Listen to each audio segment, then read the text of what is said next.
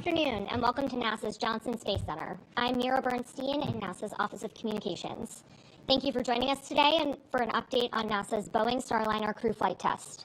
To give you an update, we have NASA Administrator Bill Nelson, Associate Administrator Jim Free, Associate Administrator for Space Operations Ken Bowersox, Commercial Crew Program Manager Steve Stitch, International Space Station Program Manager Dana Weigel, and Flight Operations Director Norm Knight. We'll be taking questions from those in the room and over the phone. As a reminder, you can press *1 to get into the queue. But first, I'd like to hand it over to Administrator Nelson for opening remarks. Thanks. NASA has decided that Butch and Sonny will return with Crew 9 next February, and that Starliner will return uncrewed, and the specifics in the schedule will be discussed momentarily. I want you to know that Boeing has worked very hard with NASA to get the necessary data to make this decision. We want to further understand the root causes and understand the design improvements so that the Boeing Starliner will serve as an important part of our assured crew access to the ISS. I have just talked to the new Boeing CEO, Kelly Ortberg. I have expressed this to him. I told him how well Boeing worked with our team to come to this decision.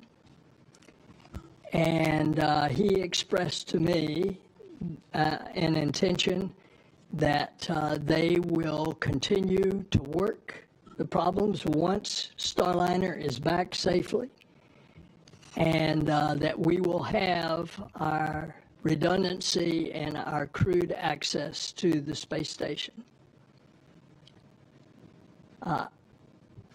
This whole discussion, remember, is put in the context of we have had mistakes done in the past. We lost 2 space shuttles as a result of there not being a culture in which information could come forward. We have been very solicitous of all of our employees that if you have some objection, you come forward. Space flight is risky, even at its safest, and even at its most routine. And a test flight by nature is neither safe nor routine. And so the decision to keep Butch and Sonny aboard the International Space Station and bring the Boeing Starliner home uncrewed is a result of a commitment to safety. Our core value is safety, and it is our North Star. And I'm grateful to NASA and to Boeing for their teams, for all the incredible and detailed work to get to this decision. Turn it over to Jim. Thank you, sir. Thank you and Deputy Administrator Melroy for your support along the way, and certainly for being here today. It means a lot. I'd like to communicate to all of you that we've come to this decision using our program, our mission directorate, and our agency level processes. That includes the decisions that happen at the commercial crew program, at the space operations mission directorate level, and the agency level, and includes all of our technical authorities from engineering, safety, medical, and flight operations. As the administrator said, our focus is on safety all the time, and this certainly is no different.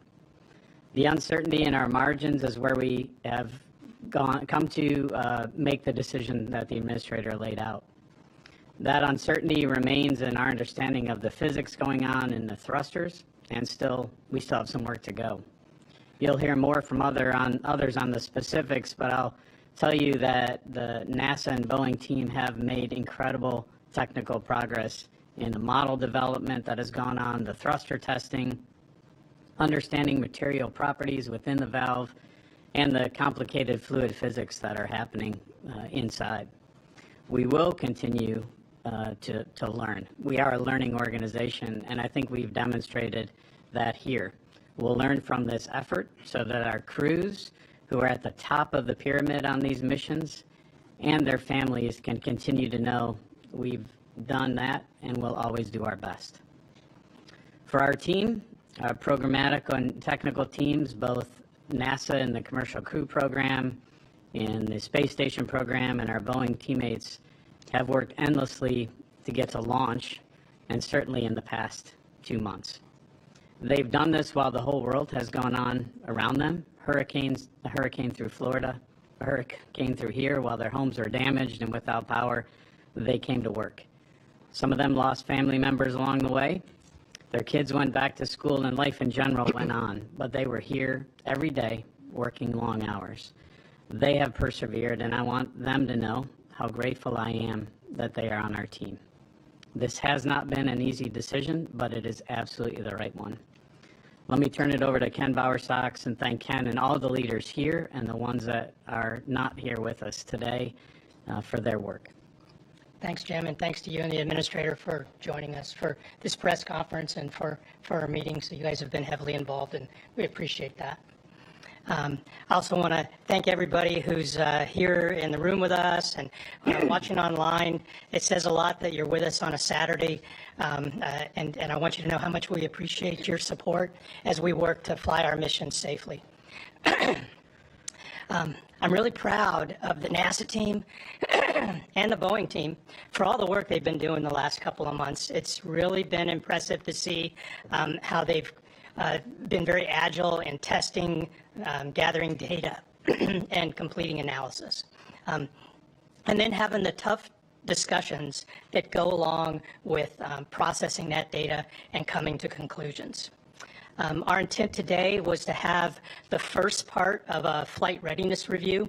The goal of that review was to come up with a NASA recommendation on whether we should proceed with the crewed flight test, either crewed or uncrewed. Our Boeing partners told us that they would be able to execute either option, and they thought that the call belonged to NASA because of our wider view of all the risks involved. We conducted a poll. All of the organizations on the polling sheet indicated that they thought we should proceed uncrewed with the flight test. And so our next step will be to process toward that uncrewed flight test. To finish those preparations, and we'll have another part 2 of the readiness review Wednesday or Thursday next week, we believe, to make sure that we're ready for undock and to complete the test.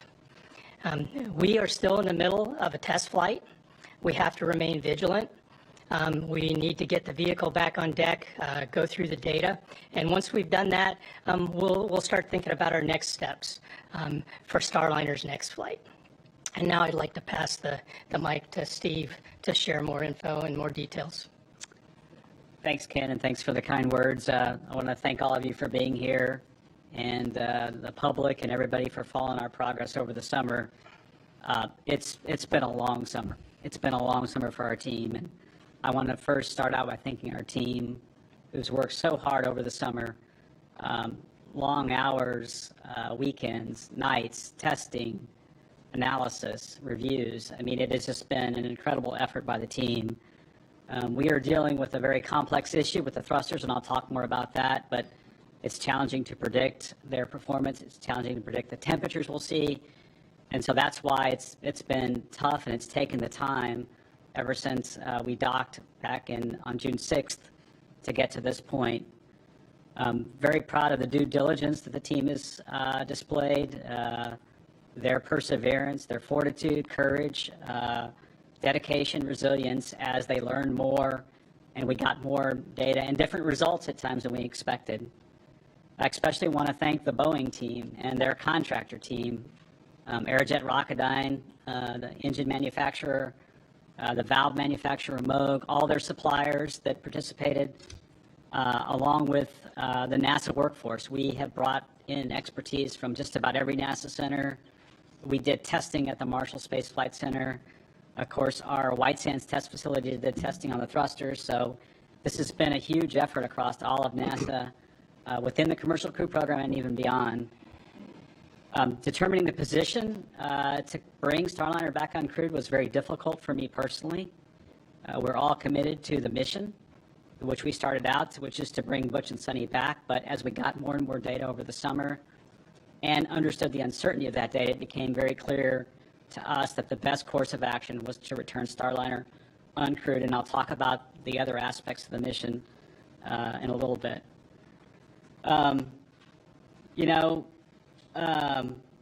The bottom line relative to bringing Starliner back is there was just too much uncertainty in the prediction of the thrusters. If we had a model, if we had a way to accurately predict what the thrusters would do for the undock and all the way through the deorbit burn and through the separation sequence, I think we would have taken a different course of action. But when we looked at the data and looked at the potential for thruster failures with a crew on board, and then getting into this very tight sequence of finishing the deorbit burn, which puts the vehicle on an entry, and then immediately maneuvering from that into a SEP sequence to separate the service module and crew module, it was just too much risk with the crew, and so we decided to pursue the uncrewed test flight. The path forward now is to, as Ken said, work toward the Flight Readiness Review Part 2. Well, we review now. We know the scope of the mission. We know it's an uncrewed test flight. We are changing the separation sequence that we planned, and we will review those aspects at the readiness review. We're going to go with a simplified separation technique to get away from station a little more quickly. We'll get to the deorbit burn and execute that nominally. We have a good setup in terms of the opportunities into the White Sands Space Harbor for a number of opportunities in September. We'll land or undock in early September, and then we have a lot of work to do relative to the rest of the mission, which is Butch and Sunny stay on the space station for some time, and they return on Crew 9. We're configuring that spacecraft with a couple extra, 2 different seats. So we'll have 2 different crew members, 2 crew members on that vehicle, and then we'll have it ready to bring Butch and Sunny home. So they'll be ballast in 2 seats on the uphill.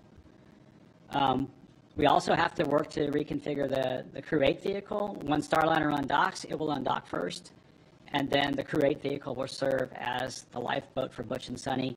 We have a configuration on the cargo pallet we'll go put in place. So again, we'll get Calypso home when we're ready to do so. We're going to take our time taking the steps, each step along the way. We'll have an important simulation ahead of that flight readiness review with the flight control team. You know, if you put yourself in their place, they have practiced for 2 years to bring a crew home on Starliner. There are some differences in executing the undock sequence and the coast to the deorbit burn and the deorbit burn without a crew, and so they're going to practice that next week. I'm extremely grateful for the commercial crew program, the entire team. It's an honor to represent them here today, and I'll turn it over to Dana Weigel. Thank you, Steve. Thank you all very much for being here, for your interest in this historic test flight mission and also in the International Space Station. As you heard, with the decision to leave Butch and Sunny on board till February, they'll be with us on station for 8 months. I think most of you know our normal expedition durations are 6 months long, but we have had a number of flights with astronauts who stayed on board with us for 12 months at a time. So this 8-month stay is very much within our normal operational experience base. While Butch and Sunny are on board, they'll be doing science, station maintenance.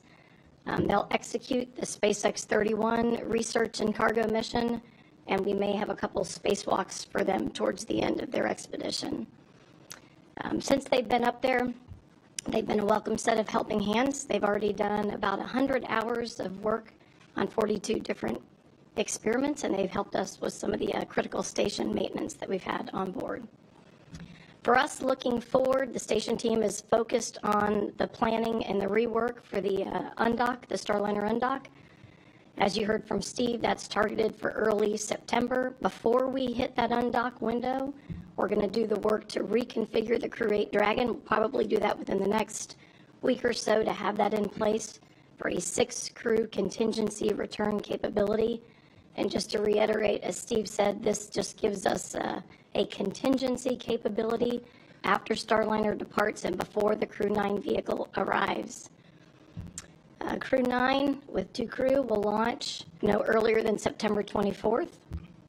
We'll do a normal handover between the crews, and then we'll have Crew 8 undock. After that, we will relocate the Crew 9 vehicle, so that Dragon vehicle will be relocated to open up the forward port for the SpaceX 31 cargo mission. And we're planning that mission somewhere in mid-October. In between all of that, we've got a Soyuz crew exchange. That's happening September 11th will be the launch of 73S. That'll be carrying NASA astronaut Don Pettit, and then Tracy Dyson will go home after that Soyuz exchange. So we've got a lot of busy activities in front of us this fall. On behalf of the station program, I do want to thank the entire team, the commercial crew program, the Boeing team, and all of our technical teams. They've done a tremendous amount of work over the summer, getting us to the point where we have enough data and enough information to make this really critical and difficult decision that we've made today. So very much appreciated. And as I think all of you know, commercial crew program is critical to the success of ISS. So we appreciate everything they've done. And with that, I'll hand it over to Norm Knight. Thank you, Dana. I want to thank all of you for your continued interest in our mission. And I want to echo my gratitude for the teams on the ground, both Boeing and NASA, and our astronauts on board for their tireless work and effort with this test flight over many years, especially during the last few months. You know, with the dedication to, or the decision to fly Starliner home uncrewed, the ground teams will still be fully engaged, ensuring Starliner returns safely. Now, while the teams are hard at work here on the ground, we also have Butch and Sonny living and working 260 miles above our planet. They're giving our teams valuable feedback on Starliner. They've served as an integral part of our on-orbit increment, and they've demonstrated patience, adaptability, flexibility, resilience, and readiness. That's what you get with an American astronaut. They've been eager to contribute to important conversations. They've asked questions. They've seamlessly become part of the Expedition 71 crew, contributing to the important work on board the International Space Station. You know, when you're charting new paths for exploration, there are highs and lows. We all know this. It's part of exploration and moving forward. Spaceflight is hard. The margins are thin. The space environment is not forgiving. And we have to be right. We all know this. This was a tough problem to be solved, and a decision had to be made. I want you to remember, Starliner is a robust vehicle with excellent flying qualities, as evidenced by the manual demonstration accomplished by Butch prior to docking. And Starliner has performed exceptionally well overall, so please don't lose sight of that. This is a test flight, and the thruster issue and the associated investigations will pay huge dividends in the future for human exploration in a great way when Starliner flies again.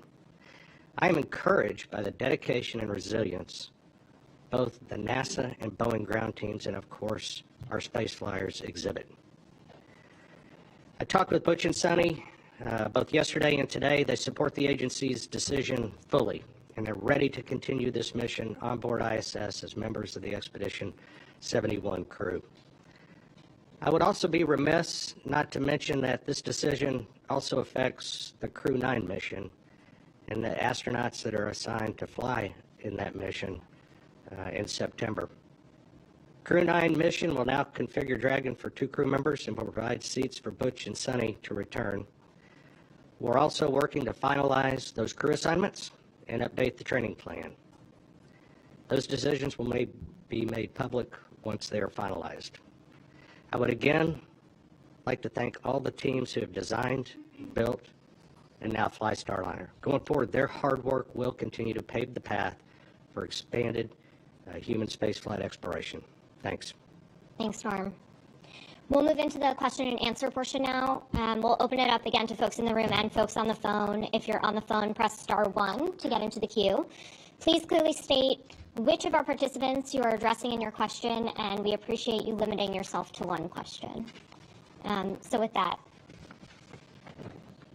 yeah, in the back. Mark Strassman, CBS News. This could be for Jim or Ken or Steve. I'll let you decide. My question is about trust. Space flight is a business that's built on trust. You trust that everyone's going to do their job. You have to have trust in all your space partners. Boeing essentially said, trust us. We have a spacecraft that is ready to return astronauts home. And NASA went in a different direction. So how now do you begin to rebuild that relationship of trust with Boeing? You know, I'll start. I don't think it's a trust issue at all. I don't think we're rebuilding trust. I think we're looking at the data, and we view the data and the uncertainty that's there differently than Boeing does. It's not a matter of trust. It's our technical expertise and our experience that we have to balance. And I think Ken said it. We balance risk across everything, not just the Starliner piece. So I don't see it as a trust issue at all. I guess Ken or Stitch. Well, I would say that we've had a lot of tense discussions, right? Because the call was close, and so people have emotional investment in either option, and that gives you a healthy discourse. But after that, you have to do some work to keep your team together, right? To keep your team restored and ready for the next issue. And I'll acknowledge that we have some work to do there. It's pretty natural whenever you've had a difficult decision to make. But we're aware of it, and we'll work it. And we're committed to continuing to work with Boeing. Steve, anything you want to add? Yeah, I wouldn't necessarily call it trust. I would call it a technical disagreement where we get a group of engineers together and they disagree on the risk level of what could potentially happen to the thrusters. Boeing did a great job building a model. Now, the question is that model good enough to predict performance for a crew? All the work we've done is really important also for bringing this vehicle back. We want the vehicle to come back uncrewed. It needs to land at the White Sands Space Harbor, which is where the opportunities are setting up in September. And all the work that we've done, both on the NASA and Boeing side, give us confidence to bring the vehicle back. It has to execute a deorbit burn. It has to do all the things we need it to do, undocking from the space station safely. So I think together we have worked toward that part. There's just a little disagreement in terms of the level of risk. And that's kind of where it got down to. And I would say, it's close. It's very close, and it just depends on, how you evaluate the risk. We did it a little differently with our crew than Boeing did. So. And Mark, trust is a two-way street, and it's built upon a relationship. And I think, as indicated just an hour ago by the new CEO of Boeing, that they intend to move forward and fly Starliner in the future, which is very important to NASA, that we have two human-rated vehicles. I think you should understand the trust is two ways. Eric Berger with Ars Technica. Two questions. One for the administrator, just to follow up on that question about Boeing and your discussion with the Boeing CEO, Kelly Ortberg. How do you anticipate that NASA can help Boeing get Starliner operational missions? Could you maybe fly like a cargo mission to support that, or just curious what your thoughts are on that? And then for, I think, Ken Bowersox, curious, when did you think it was likely that Crew Dragon would be the vehicle to bring the crew home, Butch and Sonny? From the outside, it does seem like that you saw something perhaps in the White Sands test data that gave you concern. It certainly seemed like that's when the odds seem to shift toward Dragon. Would love any insights on that. Thank you.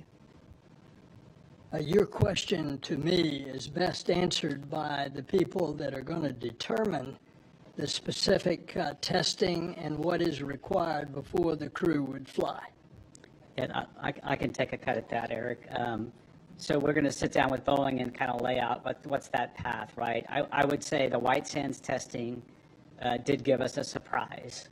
We saw in that testing, as we did, we did 5 total simulations with that thruster of a downhill deorbit burn sequence. And so that's when we saw this swelling of the poppet on the oxidizer side. In other words, a piece of Teflon that swells up and it gets in the flow path and causes the oxidizer to not go into the thruster the way it needs to go into. And that's what caused the degradation in thrust. When we saw that, I think that's when things changed a bit for us, in that now we know that's prevalent, and where is it prevalent in other thrusters, and then what could that swelling do in the future. So that's, I think, where we change course. What we have to do now moving forward for Starliner 1 is how do we avoid firing that thruster in a manner that would cause the heating, that causes that oxidizer poppet Teflon piece to swell? Can we figure out how to do that with some testing? And can we also have learned recently that the environment in the doghouse, and I think I've talked about this, is hotter than we thought. In other words, when the other thrusters fire in a doghouse, some of that heat soaks back into an individual thruster, and that causes the Teflon to swell. It also causes some vaporization of the propellant. So is there a way we can figure out how to get the doghouse cooler overall? And then thirdly, we see crosstalk sometimes when an OMAC, the orbital maneuvering engine, the big 1,500-pound thruster fires, it then causes heat on one of the adjacent thrusters. So we've got to sit down and go through all those details with Boeing, with Aerojet. The teams have been so focused over the last couple of months at understanding the physics and what's going on, which we have a much better understanding of that now. Now that we have that understanding of the physics, I think we can move forward and start to find mitigations for future flights. See if Ken has anything to add. Well, for me, the White Sands results I thought were a gift. It was just great to have that data. And I really thought it might help us convert. I've seen it with a few of our discussions where we have people in different camps on a risk decision. We gather more data, and then a piece of data comes in, and we come together, and everybody agrees that we take one path or the other. And I thought we might get there until probably about a week ago, I'd say. That's where it started looking like, hey, I just don't think we'll get there in time for bringing Starliner home in a timely manner. With more time, we might have gotten a lot smarter, but we're just at the point where we need to bring Starliner home, take all the data we can, and keep moving forward, I think. Next question is from Marcia Dunn on the phone lines. Marcia Dunn from Associated Press. Yes, hi. For you, Ken, I'd like a little more information on how the opinions were split. Was it 50-50, 75 to 25% in favor of SpaceX? If you could just characterize the numbers for and against, and also if you could discuss the mood in the room today. Thank you. The polling was unanimous amongst all the NASA folks. Boeing expressed the ability to either work crewed or uncrewed. They believe in their vehicle, and they'd be willing to bring a crew home on it.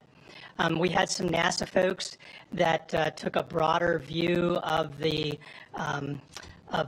global risks, who thought that, hey, we probably should keep the crew on the test flight.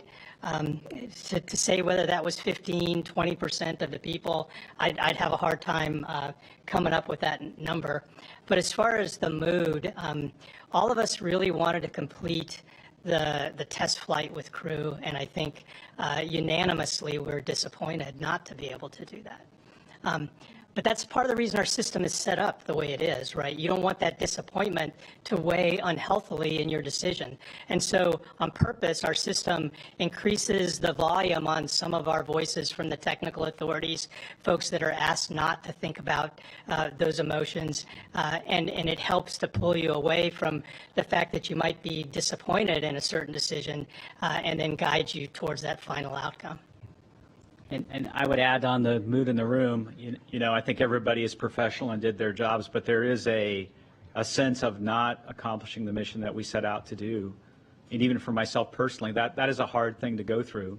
It's a little bit of a situation of loss and feeling like you lost something. And we haven't, in the ultimate long-term view, we have not lost anything, because Boeing, as the Administrator Nelson said, is committed to finding the solutions and flying Starliner again. But I probably can't express in words what it's like when you commit to a mission, you've worked on a mission so long, and then we make a fairly dramatic change, which we have not done in human spaceflight in a long time. And so there's a feeling of loss, and we'll work with our team to make sure we talk about that and we move forward from here, because we need this team to focus not only on returning Starliner safely, but we have a Crew 8 mission to return and reconfigure. We have a Crew 9 launch coming up as well, and we need to focus on all those things. We have a really busy time frame, and we'll do that. We'll talk to the team and make sure they understand that it's nobody's fault,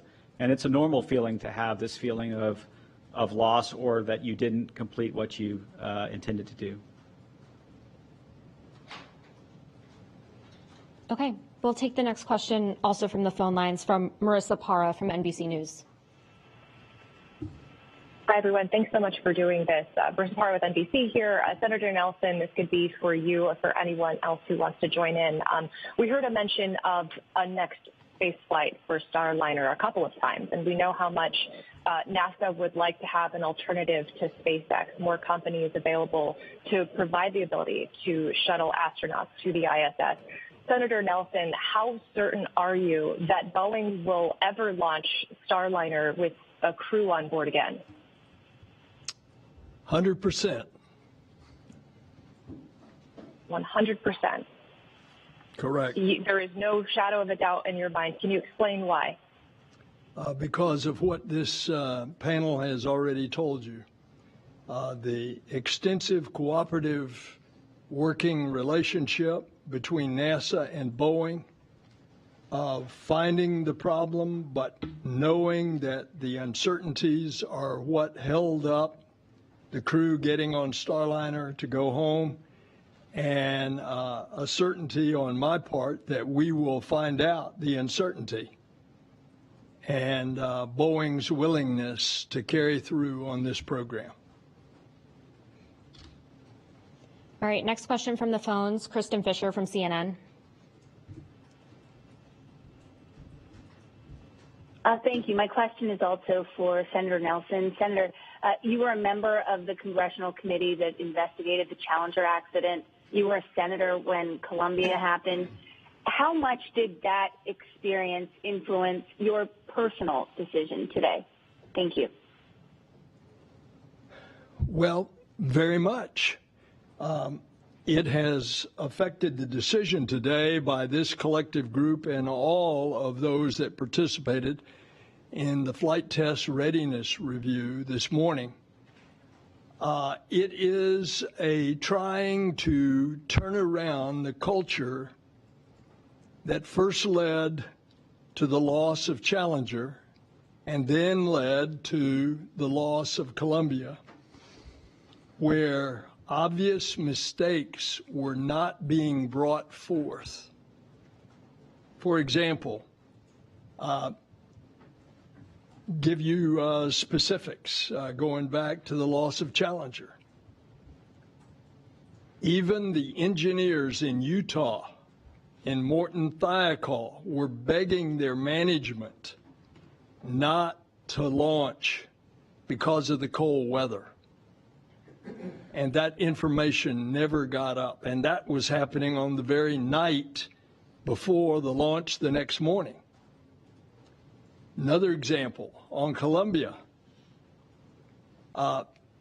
astronauts would get through with their flights and they'd inspect the orbiter, and they'd, as a matter of fact, my commander, Hoot Gibson, said he'd look at subsequent flights and he would look like that a shotgun had been shot on the delicate silicon tiles because of so much of the foam shedding off of the external tank.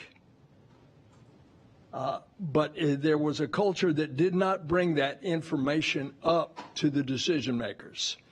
So NASA ever since has tried very hard to bring about an atmosphere in which people are encouraged to step forward and speak their mind. And I think Right Today is a good example of that. Do we have other questions in the room? Yep, back left.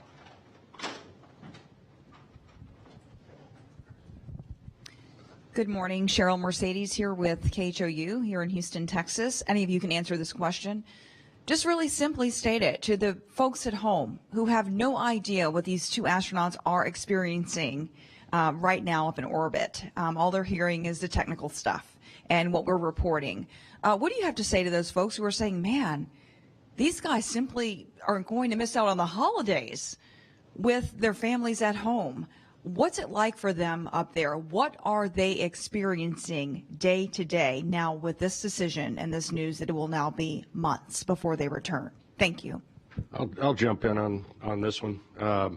First off, all the astronauts on station are professionals. All those qualities I talked about with Butch and Sunny, that's exemplified in every astronaut that flies to the International Space Station. They're professionals. When they launch, they know that there are circumstances where they can be on board for up to a year.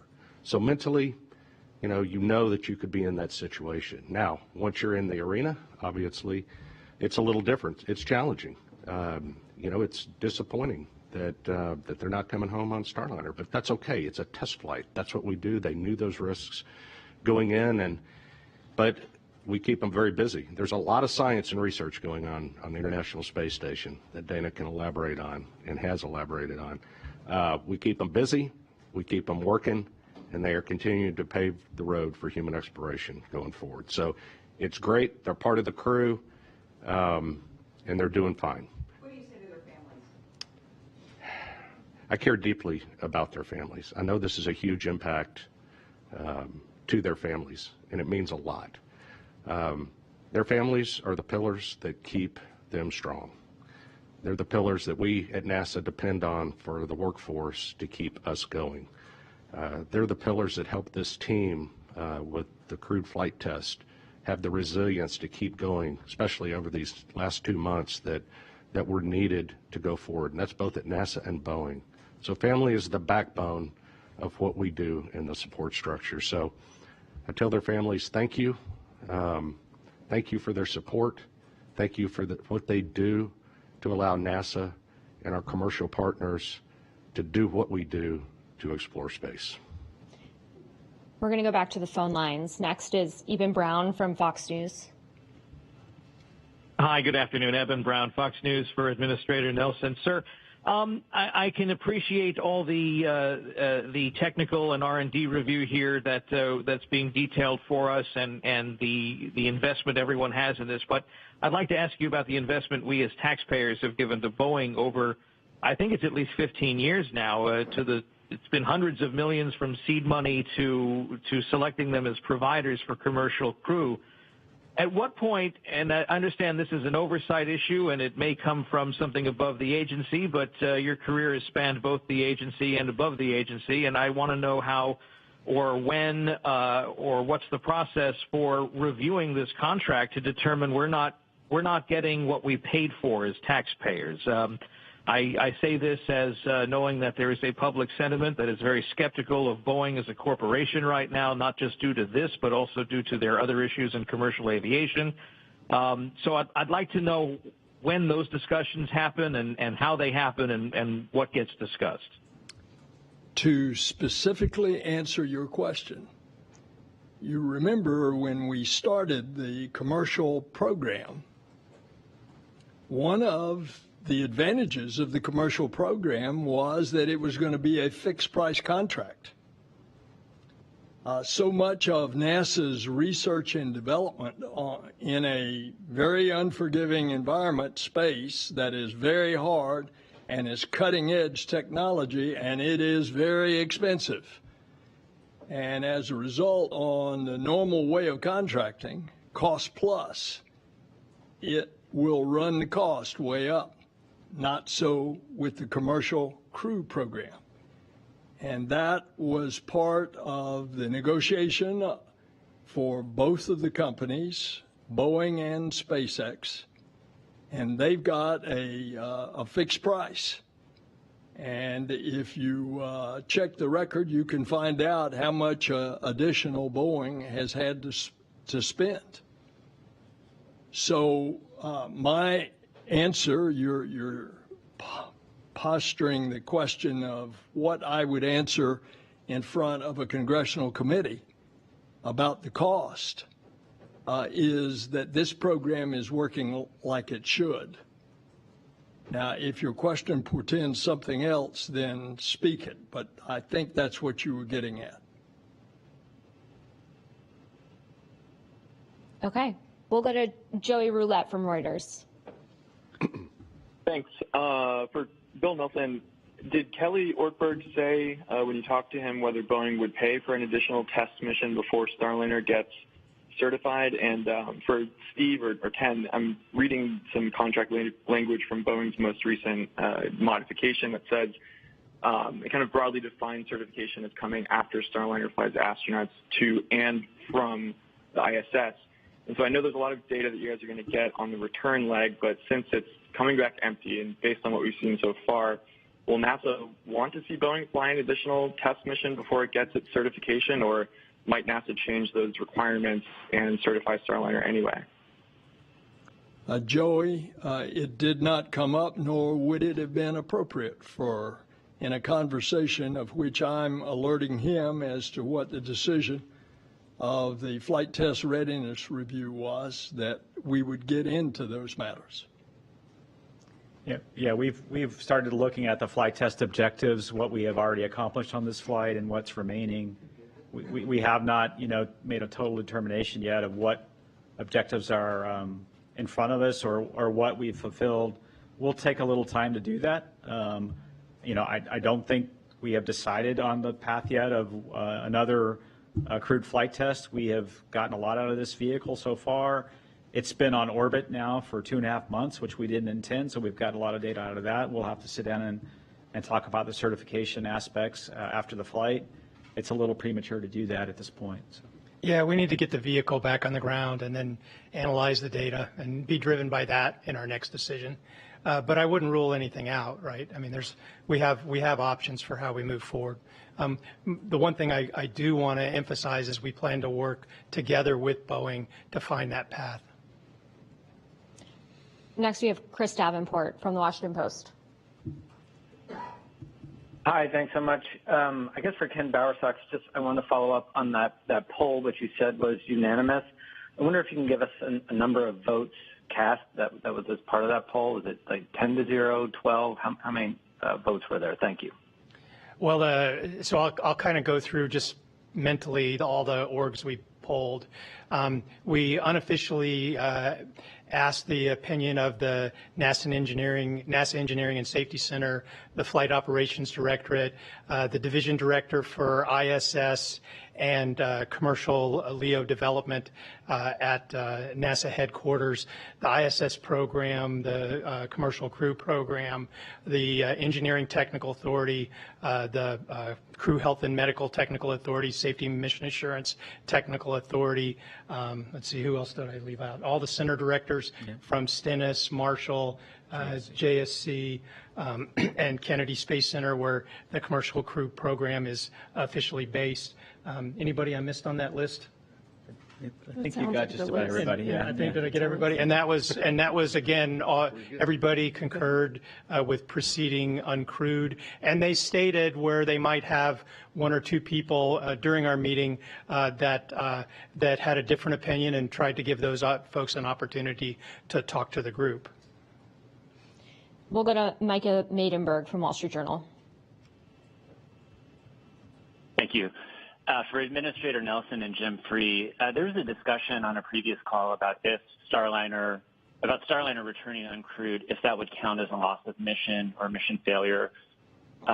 What is your view on that? And if you don't agree that it would be a loss of mission or mission failure, could you please explain why? Thanks.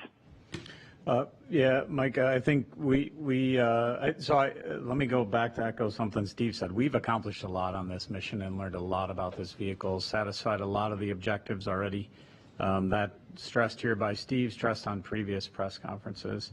We'll look at this as we do any of our missions to see does it fall into any of the categories that we have that we define as a mishap once we get the vehicle back.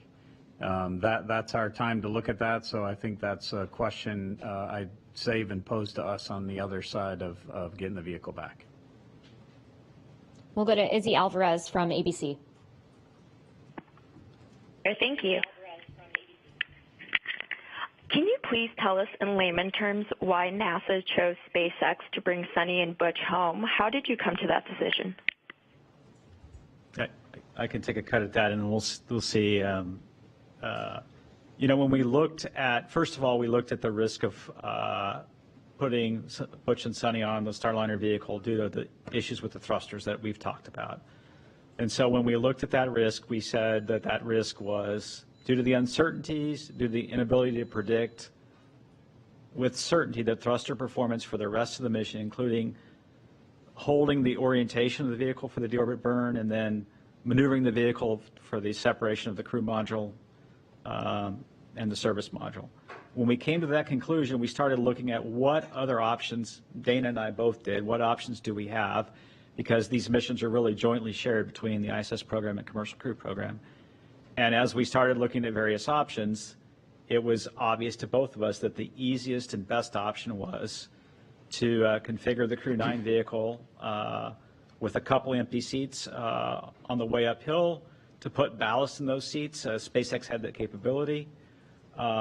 We also knew that we had a spacesuit on orbit already that we could utilize for one of the crew members. They've tried that on, and that spacesuit works.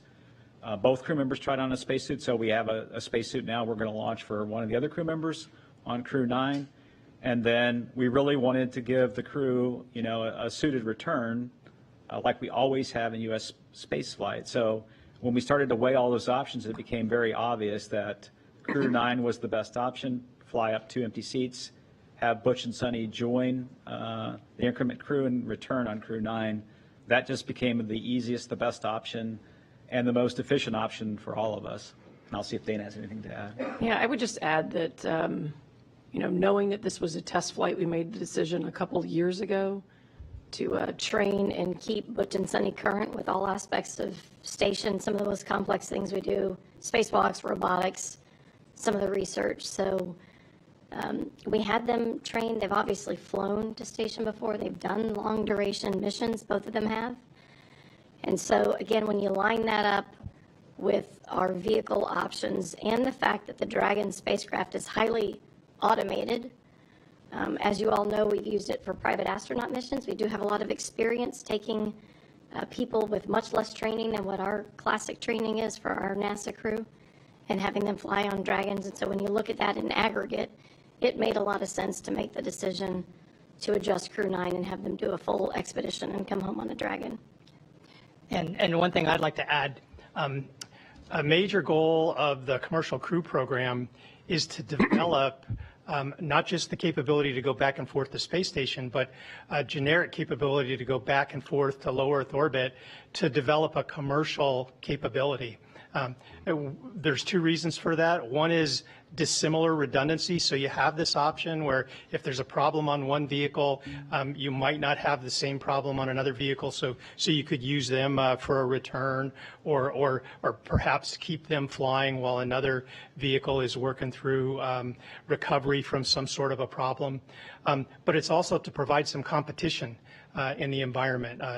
And competition is healthy in a lot of ways. It causes you to develop your technology. It causes you to get better pricing. And we would like to have that competition in the future. So that's why we have more than one provider we're trying to develop. Next question is from Kenneth Chang from the New York Times. Hi, thank you. This is, I guess, is for Administrator Nelson. You expressed confidence that Boeing will continue, but it's also a fixed-price contract, so potentially they could lose. They've already written up $1.6 billion. Are you saying that you're confident that they will continue to write off money, losing money on this? And I guess the second question is, has there been any discussion with Air Space about converting Dream Chaser for crew? Thank you. Well, On Sierra, I will let somebody else answer that. With regard to Boeing, remember, it's a fixed price contract. We expect delivery on the contract, and therefore there is no discussion at this point on NASA's part in the question that you pose, which is basically that they've spent X, will they spend Y to get to where Boeing Starliner becomes a regular part of our crew rotation. That's not, I don't have the answer to that, nor do I think we would have the answer now. And I'll add about Sierra Space. Sierra's working very hard on their first maiden voyage of the Dream Chaser. That's a cargo mission. They've got the vehicle down at Kennedy, and they're working through test and final assembly. So it's the plan that they fly cargo missions to station through the rest of station. And in fact, that's the scope of the contract that we have with them, to provide cargo capabilities. There is no existing contract with the agency for crewed capability, which doesn't mean that that's not a possibility somewhere in the future. In fact, Sierra has their own goals about moving in that direction in the future. But for now, the work and the focus is on getting them flying as a cargo flight. And if you look back to how we started SpaceX and the Dragons, that's a very similar approach. We started with cargo flights first. We flew a number of flights, and then they eventually evolved into the crewed version of the Dragon. Next question is from Lauren Grush from Bloomberg. Hi, thank you so much. I'm wondering, can you walk us through what modifications, if any, will be made to Starliner ahead of its return now that it doesn't have a crew on board? And will NASA be flying that return any differently or watching for anything specifically now that it's performing this return without a crew? Thanks. I'll take the question relative to the reconfiguration of Starliner. There's a few things that we have to do differently. As I said earlier, we're going to modify the separation sequence a little bit to get away from the space station a little quicker than we had planned. So that's one modification. That will be done via ground commanding, and then there will be some time-tagged events in the flight software that they'll execute. There are a few items in the cockpit that have to be configured a little differently. Obviously, if you had a crew on board, some of the life support systems will be configured just like we did on the Orbit Flight Test 2 mission in 2022. We'll use those same configurations. Obviously, we've got to do a little bit of planning relative to the center of gravity without the crew members being in the seats. So we've looked at that already, and that doesn't appear to be a big problem. So we've got a few things like that to go work on. The teams have been really laying out all that data. The ground teams will have a little bit different set of flight rules to operate from. So they'll have that ahead of them. But there's a few minor things to the spacecraft to reconfigure, and we're already in the process of starting that work. Next question is from Will Robinson-Smith from Spaceflight Now. Yeah, hi. Thanks so much for taking the time to speak with us today. Question, I believe, for Dana Weigel, perhaps Steve Stitch. In one of the previous briefings, it was discussed that I think the Russians wanted to see it was one or two successful full crew rotation missions of Starliner before they would put one of their cosmonauts on the spacecraft.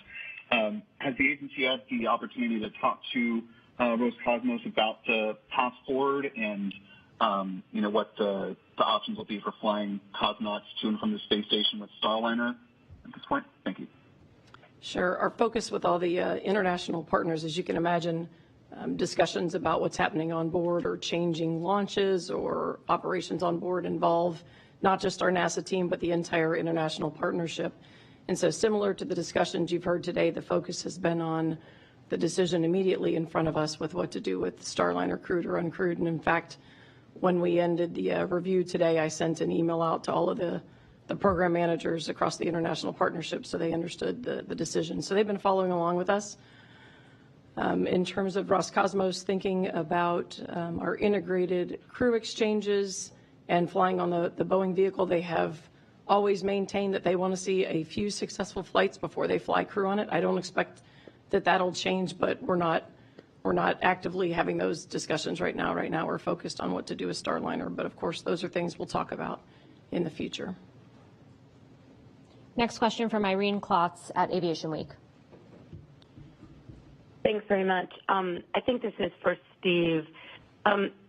As far as the thruster issues, considering the return of the spacecraft and the performance during OFT 1 and 2, is the primary concern now that because there was the overheating during the approach to station that there's some uncertainty on how these thrusters are now going to perform during the deorbit? And can you also just give us an update on what the status is on Boeing's preparations to return Starliner without crew, and what, if any, additional risks to the spacecraft are, and granted those are far below risks to crew, but if there are any additional risks at this point in bringing Starliner back uncrewed, since that's not the nominal plan? Thanks.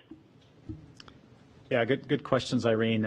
What I would say is that the thrusters on this flight relative to Orbit Flight Test 2 have experienced higher heating. We had more thrusters fail off, more thrusters see degradation. In fact, one of them failed off, and we haven't hot fired that. We did 2 docked hot fires at ISS, and we've chosen not to utilize that thruster at all. But they've experienced a little more stress, I would say, than the previous flight. Even though the deorbit burn was successful on OFT, the first orbit flight test and the second one, these thrusters have experienced more stress, more heating, and so there's a little bit more concern for how they would perform during the deorbit burn, holding the orientation of the vehicle, and then also the maneuvers required after that.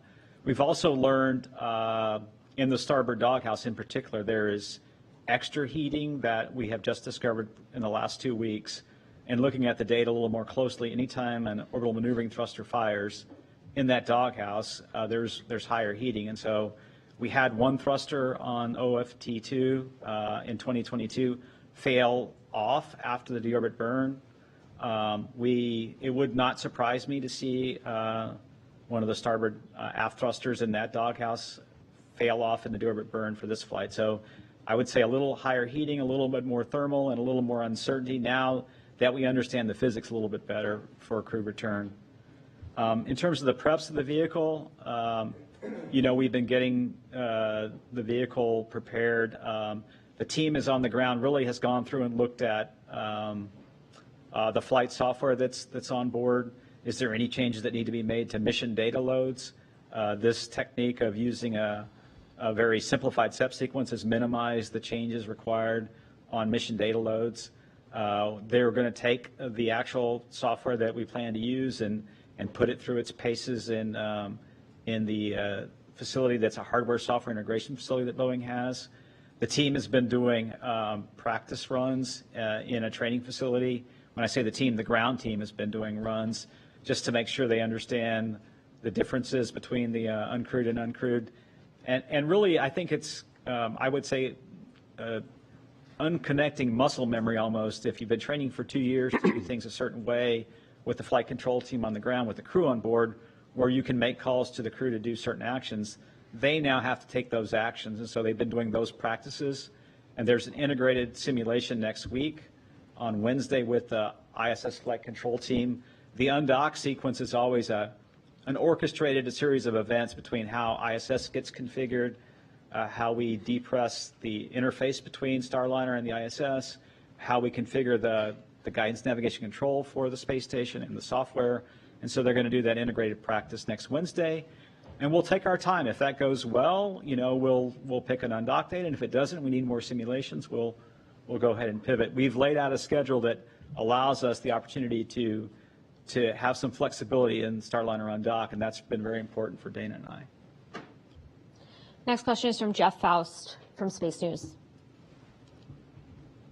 Good afternoon. Question for Ken Bowersox or Steve Stitch. You mentioned earlier in the briefing that it was a very close decision on deciding to bring back Starliner uncrewed. I'm wondering if you can quantify that in some way. Was there some particular piece of data or missing piece of data that really swayed that decision, that very close decision? Thank you. So I'll give it from my point of view, the answer, and then Steve can weigh in. If you look at it, we knew going in that the crewed flight test was probably a little higher risk than a typical rotation with Dragon, where we've flown multiple flights. That's why we called it a flight test, right? We had the issues coming uphill, and that raised our risk level and our uncertainty in how much more risk there was. Anytime you change from your nominal plan that you've spent years developing, you increase risk on the other side. And the type of risks I'm talking about are something that we've analyzed for contingency return with the crew on the mid deck of the Dragon, or the necessity of sending up new suits where the crews weren't able to try out the pressure suits on the ground so that they would have suits on the Dragon. Those types of things raise your risk a little bit on that side. And so now both of your risk levels have gone up, and you knew going in that one was a little bit higher, and you've got uncertainty on just where it fits. So you have to really dig in to understand what the baseline risk change is. And that's what the team has been working so hard this last couple of months. For me, one of the really important factors is that we just don't know how much we can use the thrusters on the way back home before we encounter a problem because of the heating effects that happened on the way uphill. But Steve can tell you a lot more. No, thanks, Ken. Yeah, I'll just mention a couple things. One, we had some thruster experts come in and talk to us a few weeks ago, and we are clearly operating this thruster at a higher temperature at times than it was designed for. I think that was a factor that, as we started to look at the data a little bit more carefully, we're operating the thruster outside of where it should be operated in. Understanding, could a thruster just fail off gracefully, or could there be another failure mode that is not so graceful? I think that was an important factor as we talked about the two differences. I mentioned the starboard doghouse, and so for some reason the heating is higher in that starboard doghouse that we do not understand. When an OMAC thruster fires, the other thrusters get heated at a much higher rate than we expected. We don't have a closed loop model to predict the performance. We worked very hard of trying to anchor a model based on what we saw at White Sands, and then knowing what you had in the uphill phase, knowing that you have a model that can replicate what we saw. Can you predict the downhill? We really just couldn't get there over the last number of weeks. Also, how close we were to a cliff. In other words, we've damaged the Teflon on some thrusters. So when we start to fire them again, will that damage repeat or get back to a point where now the thrusters are at the levels we saw on the docking day very quickly? And then really it's the consequences of failure. When we started thinking about the kind of failures we might get, we had those on docking day, and those were even though we were 200 meters from station, it's a very benign environment. This sequence, when the deorbit burn has to execute and then you get into the SEP sequence, it's a very rapid sequence from the completion of the burn to then getting into the separation a number of minutes later, and there's no real time to reconfigure. So when we laid it all out, that's where the preponderance of the risk was to not put a crew on the vehicle. Our next question is from Manisha Ravasetti from Space.com. Hi, thanks so much for doing this. I think my question is mostly for Dana. I was wondering, what are some of the challenges that you faced in accommodating this delay with ISS operations? I would guess that there are maybe changes you had to make with food allocation or other supplies and task division. And then relatedly, you mentioned that even with this 2025 planned return date, it is the trip is within the scope of what you're comfortable with, for astronauts traveling to the ISS. So what do you think would have been too long for this day, and the point at which we should be, worried about the fact that they're still up there? Thank you. Let's see, for the first part of your question, just at a high level from a programmatic standpoint, we protect for about 4 months of what we call consumables reserves, so food, water, different kinds of consumables we have on board. Those are the two biggies. 4 months for 4 crew. is what we protect for. So we always stay above that amount. And we do that intentionally so that if we had a problem with the delivery, a cargo flight that didn't make it, for example, we'd have margin. So we always have a little more than what we need for some period of time. It's not limitless. In this particular case, we did have a resupply mission. In fact, just a few weeks ago, the Northrop Grumman 21 flight came up, so we had our eye on that flight. And so once we realized the team was working through issues and we were likely to have Butch and Sunny on board, we changed that flight's manifest. So we added more supplies to keep us above that reserve level.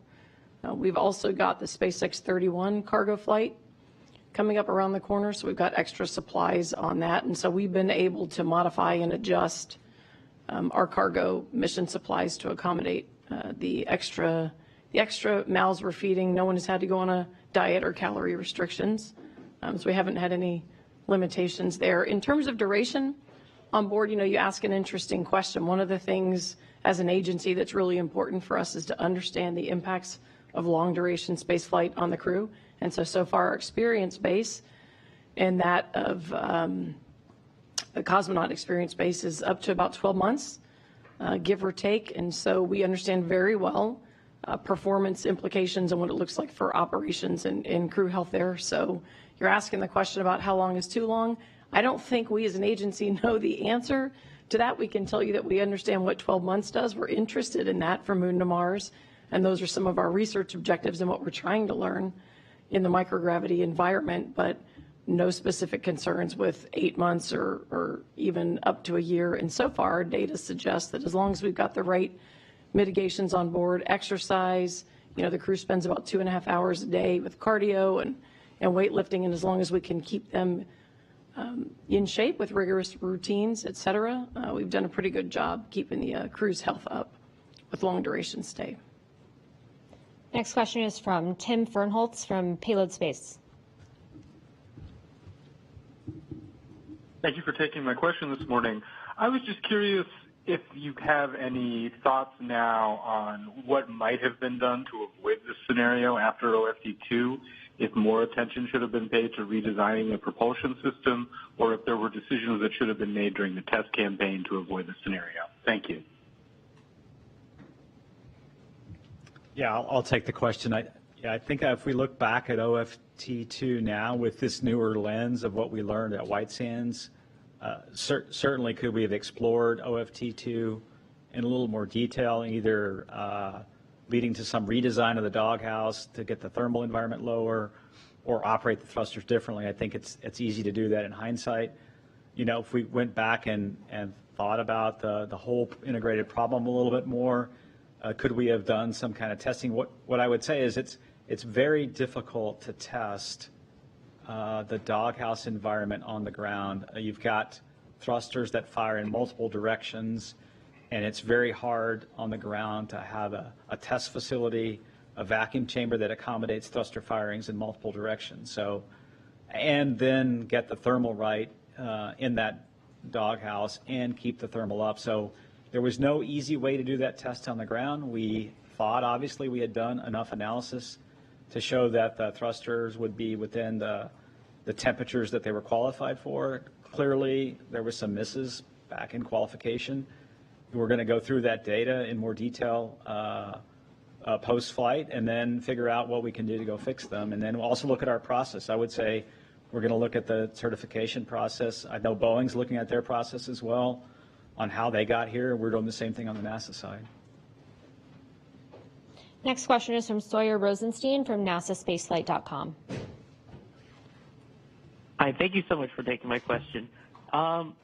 Earlier you mentioned that there would be a simplified undocking procedure. Can you kind of explain what that means of what this undocking would be like compared to, say, with crew, and what the contingency would be if there is an issue at some point with that undocking and burn away from the station? Yeah, I can answer the question. So normally we would back away from the space station, essentially go out in front and then above the space station, and then eventually end up below the space station and then on a trajectory that goes beneath it and out in front of the space station. That was our normal plan to undock, heading into the flight, before the flight. Now what we're going to do is execute a small number. The undocking itself with the NASA docking system will be exactly the same. We'll use the same techniques. The software will command undocking. We'll drive a sequence of hooks. They'll open up after we've depressurized that area in between the vehicles, and then we'll undock. And there's some springs that push the vehicle away. What we'll do is we'll go through a SEP sequence that puts us on, I would say, what's called a posigrade trajectory. And so we'll end up going essentially phasing out behind the space station to a safe distance, and then we'll get away from the space station and execute the deorbit burn. So we've used that kind of SEP sequence in the past in other vehicles. We've tested this SEP sequence. It is already in the software. It's one of the breakout sequences that are already in the software. And so what we'll do is just go command that sequence early and use that to get away more quickly. And so it's pretty simple, pretty elegant. It was a great idea by the Boeing team. Our next question is from David Curley from Full Throttle. Thank you very much. Steve Stitch and Bowersox. I think I heard Stitch say that White Sands testing was kind of the turning point for you, and I thought Bowersox kind of went in a little different direction there. And it seems to me that Boeing and NASA drew different conclusions from those tests, NASA believing that there were potential for losing some of the thrusters. Boeing said at the time that they got pretty close to root cause and were probably within reasonable risk to use them. So did you get to two different conclusions? And was it actually the key factor, the White Sands test, that led to this decision today? And did I hear that you're not ruling out the potential of a four-person crew for a next Starliner flight? So let me start with the first question. I think Steve was talking about how we process the data. I was talking about being encouraged by the fact that we had new data. Anytime you have new data, it means that you can analyze it and find out that things are proceeding well, and you can converge the team with that new data. What Steve found was maybe a little bit different, and that's why it probably sounded different how we reacted. Yeah, I would say at White Sands we were excited, and that was really a turning point in that we were able to replicate the loss of thrust. We simulated the uphill profile, in other words, how the thrusters fired from the launch sequence into on orbit all the way to docking.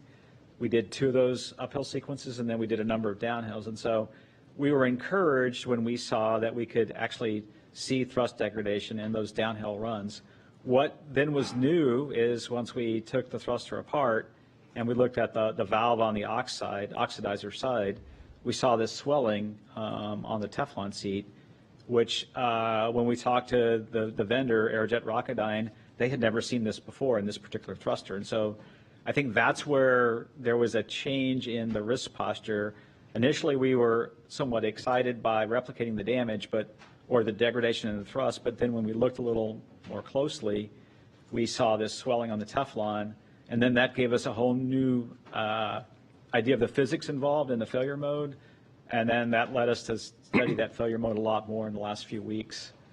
Relative to the four-person Starliner crew, we haven't really had those discussions yet. We need to get the vehicle back. We need to work through our sequence of events on what changes we'll make, both for the helium leaks and the thrusters, and then we'll make a decision on the next flight. It's a little premature to discuss that. Next question is from David Denault from About Space Today. Good afternoon. I'd like to see if we can get an individual consensus across the panel. We've talked about the voting. What about the risk assessment? Was it a 50-50 possibility of coming back? Was it a 75-25 decision or a 90-10 decision that Starliner would be safe?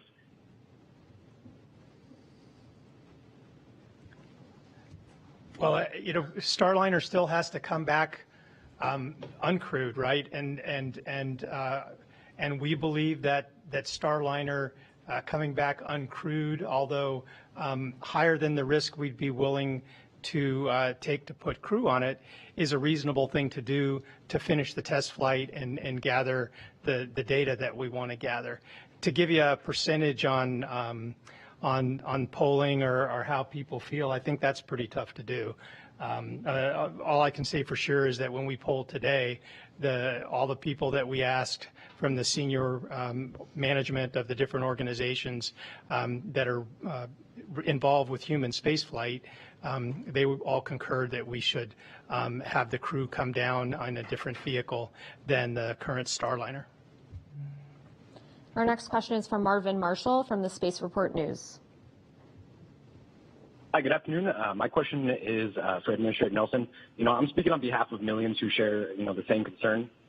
Given that SpaceX operates 4, soon to be 5 Crew Dragons and 3 cargo Dragons that can resolve anomalies in days or weeks rather than, months or years, all while receiving, a few billion less than Boeing. So we're just, curious, why does NASA continue to support a company, with a history like this? We get the rationale was to have 2 options to ensure, reliability and redundancy, but that's what you get with SpaceX's ability to operate multiple spacecraft, quickly address anomalies, everything they do. So again, just speaking on behalf of millions, why does NASA continue to fund Boeing?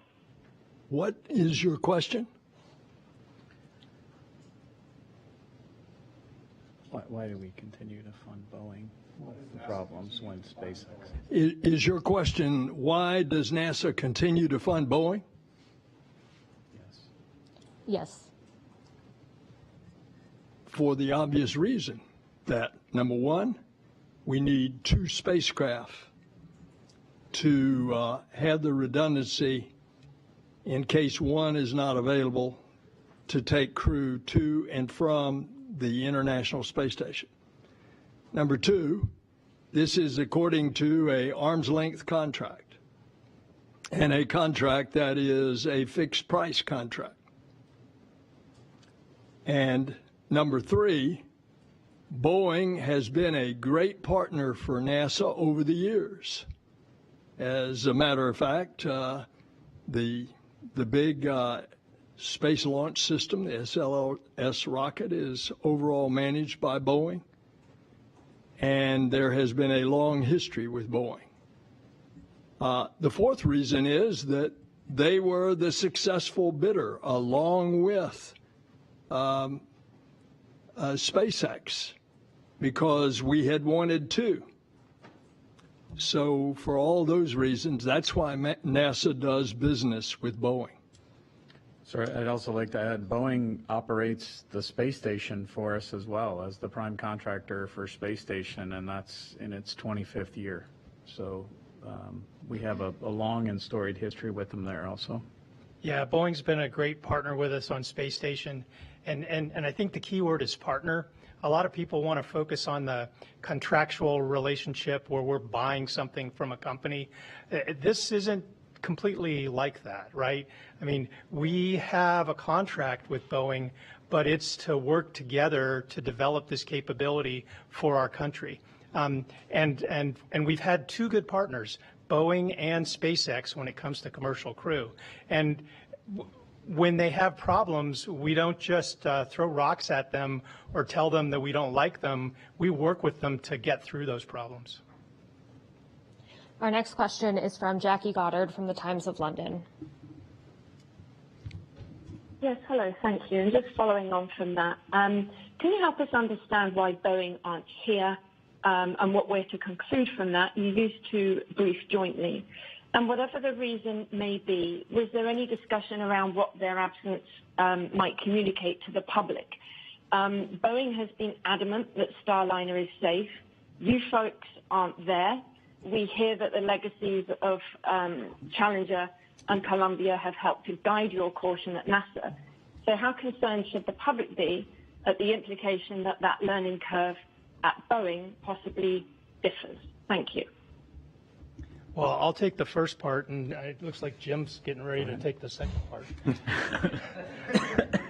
But the reason Boeing's not here is it was a NASA decision today, crewed, uncrewed. That was the focus of this review, and so we thought it was reasonable to have just NASA on this panel. Jim, anything you want to add? I think that's correct, Ken, and then I'd add, I think Ken and Steve have characterized that Boeing was part of the decision process. They've characterized what Boeing's position was, so and we're here to communicate the overall NASA position. Next question is from Natalie LaRoche from the Boston Globe. Hi there. Thank you so much, everyone, for the answers to your questions. It was mentioned earlier that their families are their pillars of strength right now. I was just wondering how apprised their families are in this whole process, and if you could describe what their spirits are during these times. Okay, I think if I heard your question right, it was how the families are doing and how we support the families. Again, as I said previous, families are the pillars of strength and support. Their families are doing well. Their families understand, just like the crew members when they launch, there's always an opportunity, there's always a possibility that they could be up there much longer than they anticipate. So the families understand that. I'm not saying it's not hard. It is hard. It's difficult. You have to adjust for that. We have a support structure for the astronauts, and it's there to support the families and the crew members on orbit. So they're doing well. They understand, and again, we thank them for what they do. All right, we have time for one more question. So to close this out, the last question will be from Bill Harwood from CBS News. Yeah, thank you very much. A question for Senator Nelson, if I can. All my technical questions were answered, so I have a political question for you. There's been a lot of talk during the past few weeks that we live in an environment today where one presidential candidate is the chairman of the National Space Council, and we live in an environment where criticism is thrown about. I don't know what word to even use for it.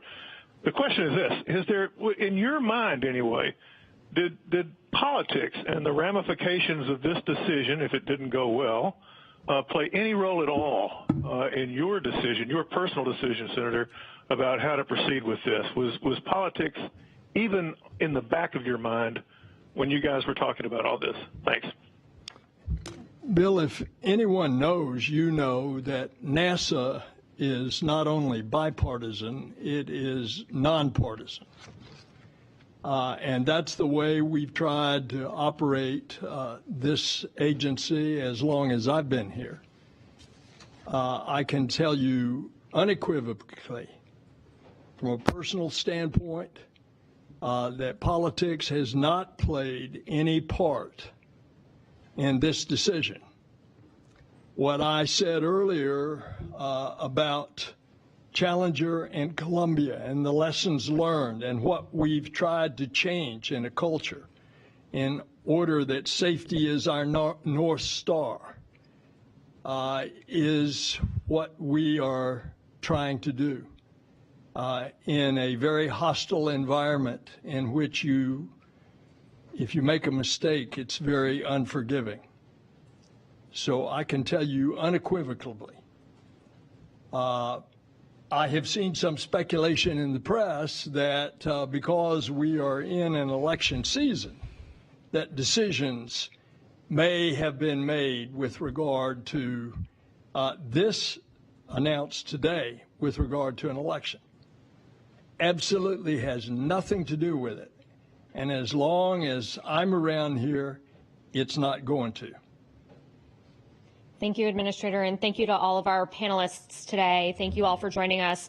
Stay tuned for more information on NASA's Commercial Crew Program blog at blogs.nasa.gov/commercialcrew. Have a great afternoon.